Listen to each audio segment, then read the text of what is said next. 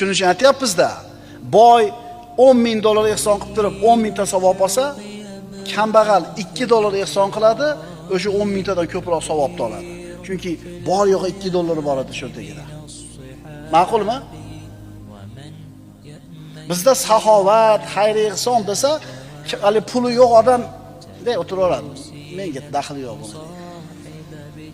Haligi zakot haqida, haj haqida savol so'rasa boylar. Kambag'al odam o'chiradi antenasini. Deydi, meni pulim yo'q deydi. Buni deydi, menga aloqasi yo'q deydi. Xuddi shunga o'xshagandek, xayr ehson, saxovat haqida gapirganda, puli ko'p bo'lmagan odam nima qiladi? Antenani o'chirib qo'yadi. Ammo menga daxli yo'q deydi. Lekin ko'ryapsiz, Rasululloh aytibdilar, 1 dirham savobda 1000 dirhamdan o'zib ketdi. Nima uchun? Borini beruvdi-da.